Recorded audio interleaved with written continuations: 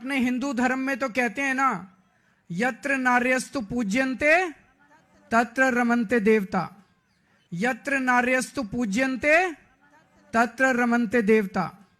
पढ़ा लिखा आदमी हूँ, इंजीनियर हूँ, IRS हूँ, इसीलिए ये लोग चिढ़ते हैं मेरे से। जय श्री राम। मेरे सभी सनातनी भाइयों का स्वागत है इस नए वीडियो में। आज हम आपके लिए कुछ खास और नया लेकर आए हैं, तो जल्दी से वीडियो को लाइक कर दें और अगर आप चैनल पर नए हैं तो सब्सक्राइब जरूर करें। साथ ही बेल आइकन को दबाना न भूलें ताकि आपको हमारे हर नए वीडियो की सूचना सबसे पहले मिले। और हाँ, नीचे कमेंट बॉक्स में जय श्री राम का नारा लगाकर अपनी उपस्थिति जरूर दर्ज कराएं। राजनीति में जो है वो जनता ही राजा होती है। मैं तो आपका प्रतिनिधि हूँ। हमारा जो संविधान है उसमें यही लिखा हो, जो प्रस्तावना है, जो पहला पेज है उसमें यही लिखा हुआ, we the people of India solemnly resolve, हम भारत के लोग। तो ये जो आप बैठे हैं, इस देश के असली राजा आप हैं। इस देश के असली राजा आप हैं। रुको जरा, सबर करो।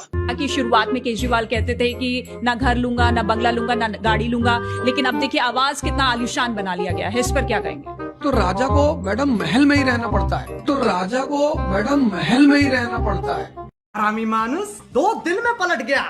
भारत में हर 9वें मिनट में एक पुरुष अपनी पत्नी और ससुराल पक्ष द्वारा झूठे केस किए जाने के कारण आत्महत्या करता है। वर्ष में 64,000। मेरा सुझाव है कि ऐसे मामलों में पुरुषों के लिए कुछ सेफगार्ड बनाए जाए। महिला पक्ष की गवाही को अंतिम आधार ना माना जाए। जब तक पूरा निर्णय ना हो जाए, पुरुष पक्ष से मेंटेनेंस आदि ना दिया जाए। यदि देना ही है तो उस नगर के जीवन स्तर के हिसाब से न्यूनतम पैसा मिले। मेंटेनेंस और एलिमनी में बराबरी और तार्किकता हो।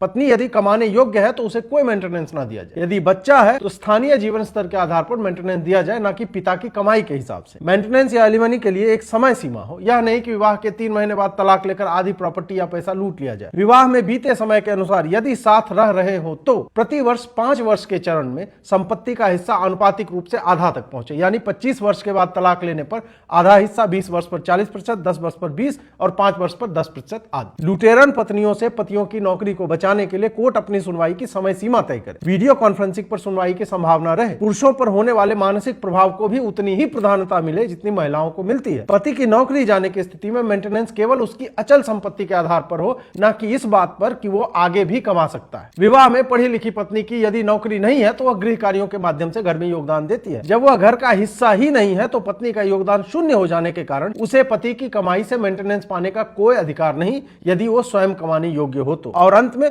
भारत में विवाह पूर्व कानूनी एग्रीमेंट को मान्यता दी जाए। अरविंद केजरीवाल जी आधुनिक भारत के श्री कृष्ण हैं, जिनको पता है कि इस महाभारत में निर्णय क्या लेना है और किस परिस्थिति में क्या करना है। शुरुआत में केजरीवाल कहते थे कि ना घर लूंगा, ना बंगला लूंगा, ना गाड़ी लूंगा, लेकिन अब देखिए आवाज कितना आलिशान बना लिया गया है। इस पर क्या कहेंगे? लेकिन प्रभु राम जंगल में रहे और जब जंगल से तपस्या करके वापस आए तो राजा को मैडम महल में ही रहना पड़ता है। राजा का एक आवास होता है। अब प्रभु राम जब आंदोलन, अब अगर वो जंगल में महल बनाते तो बोले ये कौन सी तपस्या है जी। देश के इतिहास में पहला ऐसा नेता जिसने एक महिला के दर्द को समझा, पहला ऐसा नेता जिसने महिलाओं की हर परेशानी, अगर इस देश के इतिहास में एक ऐसा नेता रहा है जिसने महिलाओं के हर दर्द को समझा है और हमारी हर समस्या का समाधान किया है, तो वो नेता अरविंद केजरीवाल है। अरविंद केजरीवाल जी के लिए जोरदार तालियां। तो मैं बिल्कुल बोलूंगी, मैं क्यों नहीं बोलूंगी? मैंने बोलना शुरू किया, बीच में बोलने लगते। अरे तर्क है तो तर्क लेके आओ ना डिबेट में। 4 साल का बच्चा भी बताएगा हिंदुस्तान के डिबेट में अगर कोई वेल प्रिपेयर होकर जाता है वो मैं हूं। आप लोग की तरह गाली गलौज करके व्हाट्सएप के खर्रे पढ़ के नहीं जाते। क्या अभी भी सोनिया जी उसमें को प्रेसिडेंट है? क्या सोरोस फाउंडेशन से वो फंडेड है? मुझे नहीं पता फंडेड है कि नहीं है, लेकिन जब मैं गूगल कर रही थी सुप्रिया जी प्लीज आप इस शो के एंड तक अगर पता कर लेंगे कि वो को प्रेसिडेंट अभी है या नहीं है तो बड़ी रोशनी पड़ जाएगी पूरे मुद्दे पर। 4 साल का बच्चा भी बताएगा हिंदुस्तान के डिबेट में अगर कोई वेल प्रिपेयर होकर जाता है वो मैं हूं। मुझे नहीं पता फंडेड है कि नहीं है, लेकिन जब मैं गूगल कर रही थी। खत्म, bye bye, tata, goodbye, thank you. और लोकतंत्र का हत्या कर दी जाती है, तो आप कैसे कहते कि हमारी गलती है? आप ये सवाल पूछना चाहिए देश के प्रधानमंत्री। क्या ये देश में ये सब कुछ चलेगा लोकतंत्र के नाम पर? और जनता कितने दिन तक चलाएगी? कभी ना कभी उनके सहनशीलता का अंत हो जाएगा। और जिस तरह से कल सीरिया से वहाँ के प्रेसिडेंट, क्या उनका नाम, बदर, देश छोड़ के भाग गया ना, भगाया लोगों ने, छोड़ के चल। कभी ना कभी इस देश में भी एक क्रांति हो सकती है। अभी बहुत धन्यवाद। अभी जो हमारे लीडर ऑफ अपोजिशन ने कहा, हम लोग 2021 में म्यांमार में सबसे पहले तख्तापलट हुआ था। उसके बाद 2021 में ही अफगानिस्तान में तालिबान शासन आया। 2022 में श्रीलंका की जनता सड़कों पर आ गई और अपने प्रधानमंत्री को वहां से भगा दिया, तख्तापलट हो गया। 2022 में ही इमरान खान को हटा करके वहां भी सरकार का परिवर्तन हो गया। 2023 में भारत के मणिपुर को जलाना स्टार्ट किया और 2024 में बांग्लादेश में तख्तापलट हो गया। यानी कि लगातार ये कोशिशें चल रही हैं कि भारत के आसपास के देशों में अपने टाइप की सरकार बिठाई जाए या वहां पर पूरी तरह से तख्तापलट कर दिया जाए। जब भी तख्तापलट करना होता है तो कैसे भी करके जनता को सड़कों पर उतारना होता है और जनता को सड़कों पर उतारने के लिए उसको कोई ना कोई नैरेटिव देना होता है, कोई ना कोई ऐसी वजह देनी होती है जिससे जनता भड़के और सड़कों पर आ जाए। इसलिए समय समय पर भारत में कभी किसान आंदोलन करा दो, कभी लद्दाख में प्रोटेस्ट करा दो, कभी मणिपुर को जला दो, कभी एक के बाद एक रेल हादसे करा दो, कभी एक के बाद एक पेपर आउट करा दो। कब तक आप चीजों को संभालोगे? कभी ना कभी कुछ ना कुछ तो ऐसा होगा कि लोगों में गुस्सा आ जाएगा और एकदम से सड़कों पर आ जाएंगे। बस उसी पॉइंट पर ऐसा कुछ काम कर दो कि सरकार बदल जाए। ये चाल है उस बड़े देश की जो दुनिया का इस समय सुपर पावर बना हुआ है और सुपर पावर ऐसे ही बना जाता है। फिलहाल में हुआ सीरिया में तख्तापलट इसका बहुत बड़ा उदाहरण है और बाइडेन साहब का 1 महीना बचा हुआ है। इस 1 महीने में वो जितना कर सकते हैं उतना करने का प्रयास कर रहे हैं। फलस्वरूप भारत में भी जो फार्मर प्रोटेस्ट हो रहा है, किसान आंदोलन हो रहा है, उसमें किसानों की जो मांगे हैं वो बिल्कुल भी प्रैक्टिकल नहीं है और सरकार उस पर भी बात करने को तैयार है। लेकिन कोई बात करे तब ना, एक्चुअल में ये प्रोटेस्ट है ही नहीं। ये सब उसी तंत्र का एक हिस्सा है जो तंत्र बगल के देशों में चलाया गया था। और इसका प्रूफ देखना हो तो यूएसए का जो तख्तापलट एक्सपर्ट है डोनाल्ड लू, इस समय भारत में आया हुआ है और इसी समय फार्मर प्रोटेस्ट चल रहे हैं। भारत के बाद ये श्रीलंका और नेपाल में जाएगा क्योंकि अभी श्रीलंका और नेपाल की स्थिति ठीक है, इससे वहां भी कुछ गड़बड़ी करनी है। ये बात इस देश के लोगों को समझनी चाहिए कि जितनी भी समस्याएं अंदर पैदा करी गई हैं ये बाहर से पैदा करी जा रही हैं और इंतजार किया जा रहा है कि जनता सड़कों पर आए। वो तो मैच्योरिटी है इस देश के प्रधानमंत्री की कि हर मामले को शांति से, धैर्य से और ठंडेपन से डील कर रहे हैं। अगर किसी भी चीज में उन्होंने स्टेप गलत उठा दिया या पुलिस के द्वारा एक लाठी चार्ज भी करवा दिया तो ये क्या हाल करेंगे इसका अंदाजा आप लगा सकते हो। आप लोगों का जो इंटेंशन है इसको हम कामयाब नहीं होने देंगे। आज जो सोनिया गांधी जी और सोरोस का लिंक का जो नाम आ रहा है, हमने ये लिंक नहीं किया है, ये रिपोर्ट हमारा नहीं है। अंतरराष्ट्रीय जगत में, पूरा दुनिया में ये रिपोर्ट पढ़ रहा है। कांग्रेस का नेतृत्व और सोरोस का OCCRP का जो लिंक है ये देश के सामने है। शर्म आना चाहिए आप लोगों को।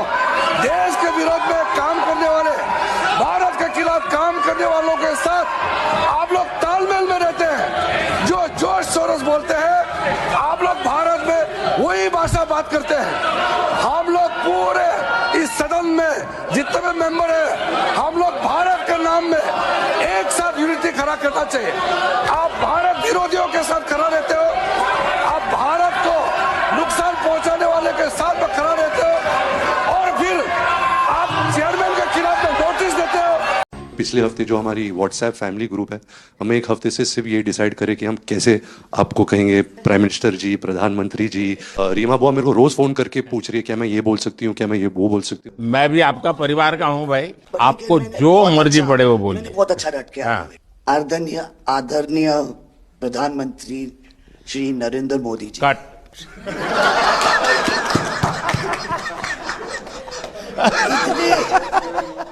अरे हिंदुओं, अरे आगे की बर्बादी देखो, कैद में अब आजादी देखो, देखो बिखर रहे हो कैसे, घुटती है आबादी देखो।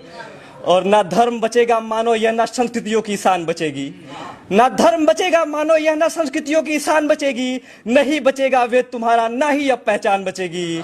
अरे एक एक करके देखो कैसे तिलक ललाट से दूर हो रहा, एक एक करके देखो कैसे तिलक ललाट से दूर हो रहा। व्यंग शिखा पर होता है हिंदू कितना मजबूर हो रहा। अरे अधरों पर चुप्पी साधे हैं, अब भी सुनेगा कि अधरों पर चुप्पी साधे हैं जाने कैसी लाचारी है, अधरों पर चुप्पी साधे हैं जाने कैसी लाचारी है मौन सुन रहे सब कुछ तो ये कायरता तुम्हारी है। और है समय अभी भी शेष बचा, है समय अभी भी शेष बचा, आंखों से पर्दा दूर करो, है समय अभी भी शेष बचा, आंखों से पर्दा दूर करो, मिल जाओ आओ साथ सभी, सबके मंसूबे चकनाचूर करो, सबके मंसूबे चकनाचूर करो। जॉर्ज सोरोस का एक पालतू व्यक्ति संसद में केवल जलील होने के लिए जाता है। उस दुर्बुद्धि की मूर्खता का एक और नमूना प्रस्तुत है आपके समक्ष। I am elaborating that the OBCs, who number a huge percentage, have 3% of the 90 secretaries of this country and control and define 5% of India's budget.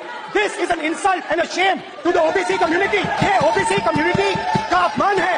A few moments later. 1992 में सुप्रीम कोर्ट ने कहा कि आप services में OBC को reservation दीजिए, और 1995-96 में एससी, एसटी और ओबीसी कैटेगरी सर्विसेज में जुड़ी और ऑल इंडिया सर्विसेज में जुड़ी। अब आप बताइए कि आज सेक्रेटरी के एम्पैनलमेंट का जो कट ऑफ ईयर है वो है 1992। जो सेक्रेटरीज हैं वो 1992 बैच के नीचे के लोग हैं, पहले के लोग हैं। अब मैं आपसे पूछता हूं कि 2004 से 2014 तक कितने सेक्रेटरी ओबीसी थे और कहां थे वो ओबीसी के सेक्रेटरी, किस क्राइटेरिया में थे? जरा हमको इसका ज्ञान वर्धन। देखिए, मैं बार बार बोलता हूं, लीडर को लीडर बनना पड़ेगा, ट्यूटर से नहीं चलता काम।